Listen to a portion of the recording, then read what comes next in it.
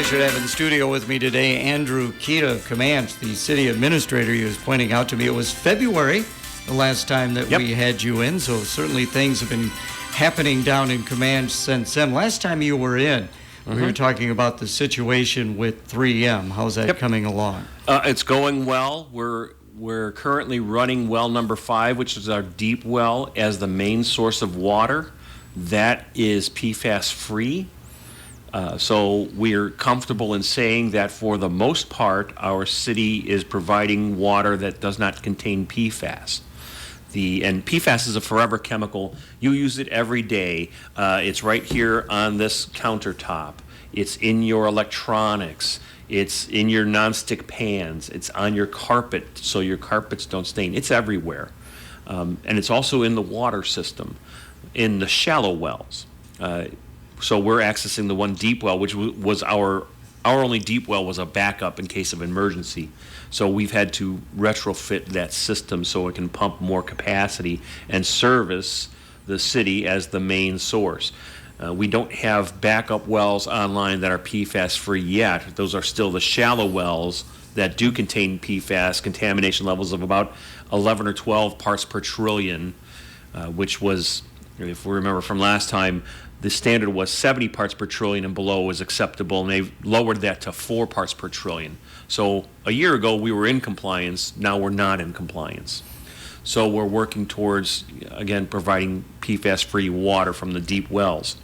So the shallow wells only come on in case of an emergency, and if they have a fire or there's large demand and the main well can't supply enough water quickly enough, then we have to use those backup wells.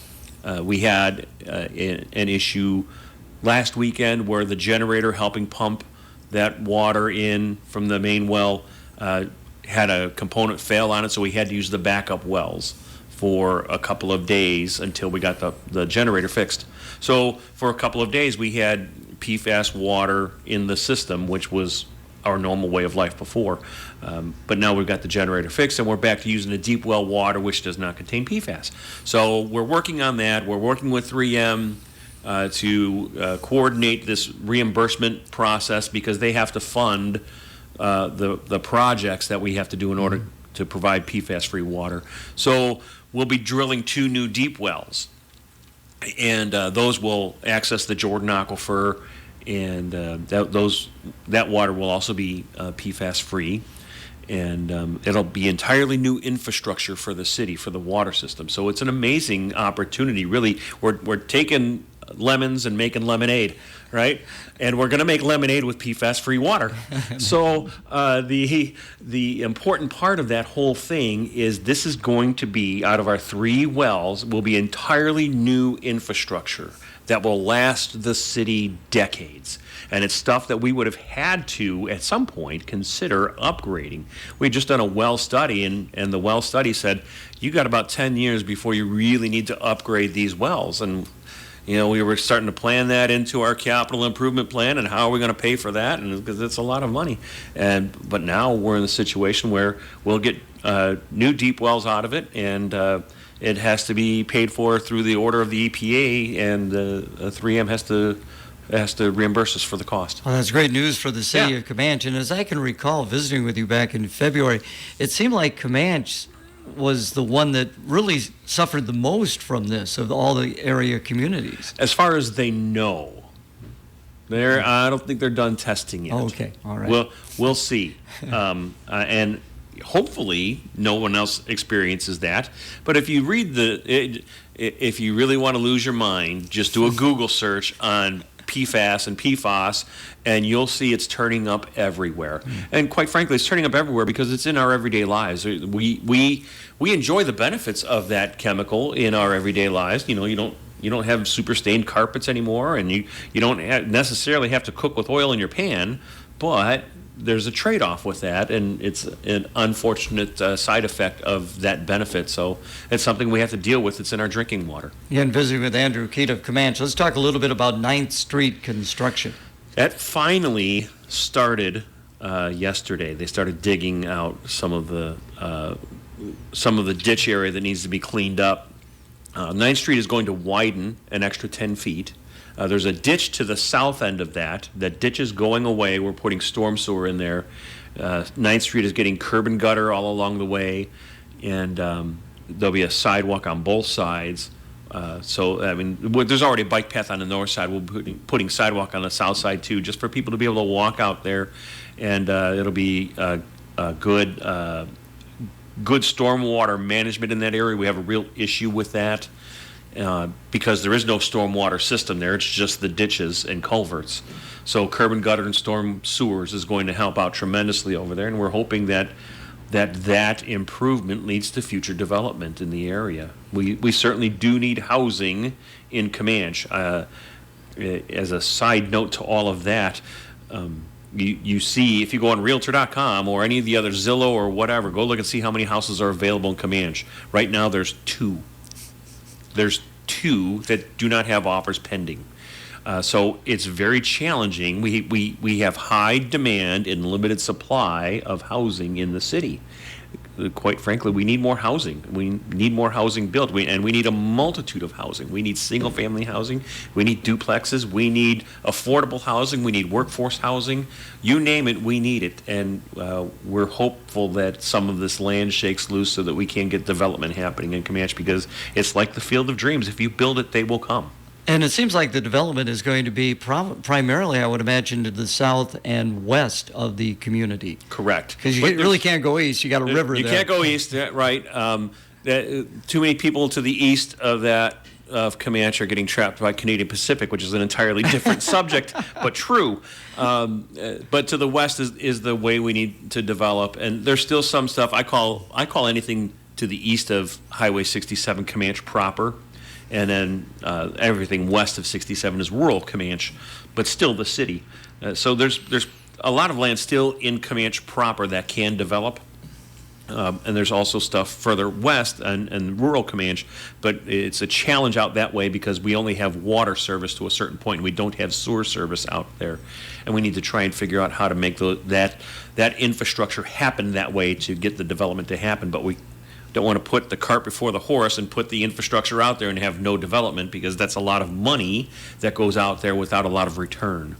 You know, in years past, I didn't like roundabouts. I am now a fan of roundabouts. And how's the one on 7th Avenue coming along? It's finished except for the lighting. We still have to wait for Mid-American to come in and put in the breakaway lighting that has to be on the highway, even though the speeds are 20 miles an hour, 25 miles an hour around the roundabout. It has to be breakaway lighting, so we're waiting for that to come through. That was what kind of delayed the opening of the roundabout to begin with. So we have temporary lighting up there. Just remember, yield as you go into the roundabout, and you got it. I've witnessed this behavior too. If you are in the center of the roundabout, if you're in the circle already, do not stop.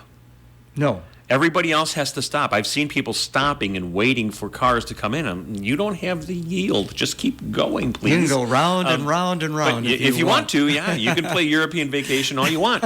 So the thing is, though, here we are now 6 months into this thing, 0 accidents. That's great. And if it were still the four-way cross, then the numbers will tell you we would have 4 or 5 accidents by now. And a couple of them would have been high-speed collisions. Here we are, 0. It's been phenomenal. All the people who were wringing their hands about how are the old people going to manage it, and you're going to have accidents like crazy, they were all wrong. People manage it just fine, and kudos to the people of Camanche who figured it out. I knew you could do it. And you've got Nave Family Beef right along there. That's a great development, and there's other industries along that way. There are, and there is the potential for more to come. You know, the IPSCO land sold. There's a development company out there. They're looking to lease some of that land, and hopefully something else gets generated there. All right, more with Andrew Kida. Let's break for the weather, brought to you by Frary Lumber. Happy Thursday and happy first day of June. We're going to continue to see our summery stretch. Highs are going to be in the low 90s. Definitely going to feel a little bit humid with dew points in the low 60s. We are still expecting a couple of showers and pop-up thunderstorms as we get into the afternoon. It's going to be very isolated. Once we get into tonight, lows are going to continue to be rather warm for us in the upper 60s. This has been your Storm Track 5-State Weather Update from meteorologist Morgan Strackvine. Right now, sunshine, 78 degrees, looking for a high today around 90. Our update brought to you by Prairie Lumber. You're remodeling and decided you want a new kitchen and need cabinets now. With JSI Cabinetry from Prairie Lumber in Fulton, it's easier than ever to design a kitchen that reflects your taste. JSI has a comprehensive collection of cabinets, end caps, posts, and panels that can be combined in various configurations to create a unique focal point or island for every kitchen. And the best part, they have a quick turnaround time. JSI Cabinetry, now available at Prairie Lumber, 912 2nd Street in Fulton. Again, Andrew Kida, our guest on FYI. Splash pad was one of your talk notes. The splash pad, yeah. We've really put a lot of effort in on that. I wrote the grant to CCDA. We asked for major funding for special project, and we're waiting to hear back from that. We know we've got some competition for that funding, and hopefully we're one of the recipients of the CCDA funds for that. It's a great community project. It's a well thought out project. We submitted our ADA transition plan for the parks. We submitted our strategic plan for the parks. We submitted our capital improvement plan, all for the CCDA to review, to let them know that we're serious about this, that it's going to happen, and we're willing to leverage the taxation and debt to be able to make that plan happen.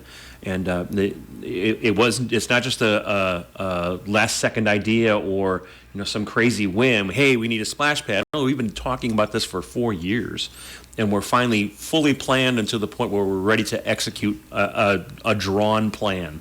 And part of the thing I'm really pleased about, we did a selection from the citizens about what type of theme they wanted for the splash pad, and they chose a Native American theme. So what we're incorporating is animals and symbolism that represents Native American cultures from this area. Now, the original drawing out there had a totem pole, and that has absolutely nothing to do with Native Americans from this area. That's all in Western Pacific and Alaskan tradition for Eskimos and totem poles. So that has nothing to do with us. So we've removed the totem pole from the concept, but we're honoring the red clay people, the fox people, and we'll have eagles, and we'll also contain some placards along the outside of the splash pad that indicates all of those things that are there representing those native tribes and what it meant to them, and helping educate people about who was here before us. And I think that's really, really important. It's an opportunity that we won't pass up. Yeah, remove the Camanche Indians. You're the Camanche Storm, but yet true to your tradition of that. So where's this located at? That'll be at Platt Park. So there's a couple of phases to Platt Park that'll happen, a complete redesign of that park. We will remove all of the ball fields and recenter them so they all of the home plates are next to each other, are centered in the park, and there will be a concession stand and bathrooms there. Kind of like a wagon wheel. Yep, correct. So the playground will pretty much stay where it is. The splash pad will cover to the far. Well, it's so difficult with the directions in Camanche. It is. The far westerly corner by that circle parking lot that's in the front there, that's where the splash pad will be. And we have to work with, part of the reason why it's $750,000 is we're going to put a couple of bathrooms there, but we also have to get the sewer line run. And that sewer line that's currently there isn't the proper depth, and it's kind of pieced together, so we have to fix some of that. So that'll be a bit more expensive than your typical put in a splash pad. But the Platt Park will also contain a band shell eventually, a new pavilion, new basketball court, and pickleball courts. And how much area is there? Oh gosh, any idea? I mean, it's pretty good size. It's a large chunk of land, and it's city owned. Yes, correct. So and it hasn't seen an update since it was put in the 70s, really. So we're looking to completely redesign the whole thing and reimagine it and reassemble it in a way that flows well and makes sense. And that's what we're working on doing. Where the Platt name was a family that donated? It was a family. Well, they sold the park. Okay. The city was able to use state funding to purchase the park. Okay. And there was some, I mean, they certainly didn't take market value for it, so there was some generosity there. So we have that. And along with that, too, we have Lum Park, which is in the far corner of the city, and no one knows about it. It's mostly just grass, and there's a basketball hoop there, but no one ever goes there. We're going to shift that. I'm going to recommend to council we shift that. And we have 3 acres of land at the end of the Eden subdivisions there, kind of over by Murphy's and not too far from Platt Park. We're going to have land over there to move Lum Park to a centralized area where a lot of that new housing is, and provide a park space over there with a small playground and things for seniors to do, because it's right by Park Vista too. It's within walking distance even for the residents of Park Vista, and provide opportunities for young people in the area to recreate, to be active, but also for seniors to go out there and be active as well. It's important to do that. Great. Andrew Kida, again, our guest. Floodwaters are going down. Thank goodness. But there are damages, and talk a little bit about the boat ramp. The Swan Slough boat ramp is open as a parking lot. You can launch from there if you like. We have not put the docks in yet. The water is still too high for the docks to go in. It's not safe for our workers to do it. As much as people want that ramp in, that dock in, so they can launch their smaller boats, we'll put it in when it's safe for our workers to do so. And that is a certain river level. We're looking at probably 2 weeks before that one goes in. The other ramps on Fifth Avenue and all those other places, right, those are going in this week. Okay. It'll be, those river levels are low enough. The river level is low enough for those to get put in safety. They just kind of go out there, and it's not tough to do. How are things at the marina? It seems to be fine over there. They're ready for the season, and they did a really nice job with their levee around there to protect it. We had that one breach, and everybody came together that day and started helping out. And I'm out there in my clothes helping move road signs and get the looky-loos out of there, and lending a hand where I can, as semi-useless as I can in those situations. Come on now. You're better than that. When I was in the Navy, I was on Guam. They just got hit by a typhoon, and I had plenty of typhoons hit while I was there. And I was on the emergency response team, and we used to have to go around, pick up coconuts and palm fronds and tie stuff down, all in, you're already getting 40, 50 mile an hour winds, getting pelted with rain, riding in the back of pickup trucks, which wasn't allowed in OSHA standards now. It may have been then, but somebody probably figured out that's not a great idea. But we did that anyway, so I had a lot of experience with natural disasters and what to do, and you just jump right in and start doing stuff. Let's talk about another park, Anthony Park. Anthony Park is getting some playground equipment upgrades. The equipment is in. We just have to get the ground leveled, and there's some volunteer hours going in, but there will be new playground equipment coming there shortly. You, of course, are involved with the Rotary. Yes, I'm the current Rotary Club president. Okay. And my project this year was raising funds for the Camanche Train Depot Museum, to have that rehabilitated and remodeled so that it can be open as a regular museum. We're getting an ADA ramp put in so people with disabilities can access the building. Some paint work inside, new heater, new electrical upgrade, painting the outside, reglazing the windows, and there's a train car out there that we're going to get painted. It needs a new roof, and the windows in there need to be appropriately sized. I think they just cobbled together whatever they could at the time. So in total, we're trying to get $37,000. We have $21,000 at the Rotary Club raised through donations, sponsorship from Canadian Pacific Railroad, Union Pacific Railroad. Rotary District 6,000 gave $3,750. The two railroads gave $5,000 each. The Rotary Club of Clinton gave $5,000. The charitable foundation gave $5,000 towards it.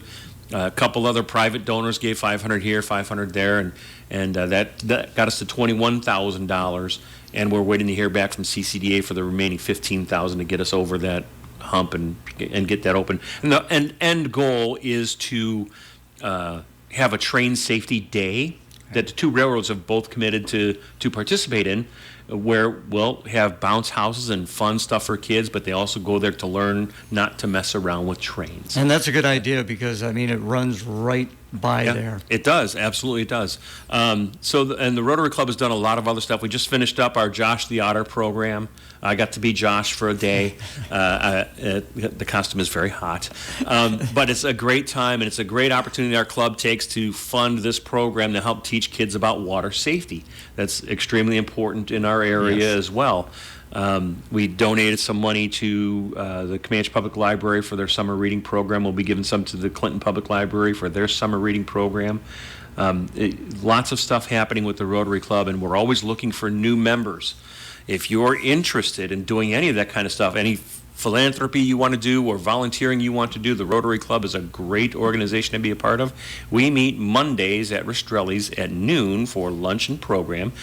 People are welcome to come and have a lunch and see what it's like and consider joining Rotary. We got about 4 or 5 minutes left in the program, and again, really appreciate you coming in. I know it's probably not really in your area, but you see so much construction going around the Camanche High School and that. Yep. What do you know about that, Andrew? They're just chugging right along, and hopefully they're done quickly. I know they've experienced the same kind of delays that we experienced in remodeling City Hall, and it is a matter of getting the parts and equipment in that you need to get your project done. And the supply chain disruption really impacted the world way more than people can fathom. My son just finished a class at Northern Illinois University for operations management, and he had to do a whole section about supply chain stuff. And it really doesn't register with someone who's 21 years old and never been involved in that. You could talk to them or have them read a book all day long, but when I explain to them why our delays are happening at City Hall or why they did happen at City Hall, why the delays are happening in the supply chain everywhere, then I really start going, oh, holy cow. Yeah, it is a huge disruption when you shut things down. You mentioned that it's going to be 7 years in November that you've been at the Correct. city of Camanche. So during that time period, what are some of the things you're most proud of? Fixing the finances of the city. We were in a bad way when I got there, and we've got a proper understanding of what policies you should have in place before you go spending money. A proper policy for how to borrow money and when to borrow money, and how to leverage our borrowing capacity. I've spent a lot of time educating people on how that system works. And now we have a lot more successes going on because we have a better understanding of how that whole system works. We went from a pretty desperate situation to a good, sound financial policy, and within a couple of years, we'll consider ourselves solid and fluid, and then we can really start working from there on growing well and growing in a way that makes sense, that provides funding for whatever it is you're doing. And finally, in closing, and it just occurred to me, you, of course, have a military background, as does the Clinton city administrator. Correct. In We're Matt both Gulf Brook. War vets. Talk about that. I joined the Navy when I got out of high school. I came from a single parent household, and we lived on the southwest side of Chicago and didn't have a whole lot of funding available for me to go to college. And we were a Navy family. Both my grandfather and my uncle served in the Navy, and I followed in their footsteps, and I used that to get through school. And so I served 6 years. I spent 3.5 years on Guam, which is where I met my wife. And by the way, so June 26th at the Lumber Kings game is the transfer of the gavel to the next Rotary president. I'll be singing the national anthem. That is also my 30th anniversary. Same day. Nice. So I met my wife while I was on Guam. You're going to sing the national anthem? I did last year too. I didn't know you sang. Yeah. Well, I was on a showboat too. You're going to have the showboat kids. Yes, right they're coming in, behind me. right, yeah. So that was on Guam. I met her there. She was the daughter of an Air Force officer, so I have no idea how an Air Force officer let his daughter marry an enlisted Navy guy. But I was on Guam during the Gulf War, and I served 1.5 years in Diego Garcia, which is a rock in the middle of the Indian Ocean. So did a lot of tropical island work, and it wasn't too bad, and I loved every minute of it, and proud of that service. People want to find out more about the city of Camanche. How can they best do that, Andrew? They can go on our website, CamancheIA.org, or they can follow us on Facebook. We do a lot of social media updates there, and my staff has been great about doing that and keeping people more informed. And there's also an option for Text My Gov, where they can sign up for text message alerts from the city as well. So there are lots of ways to communicate with people. As always, great to have you in. Thanks so much. Thank you.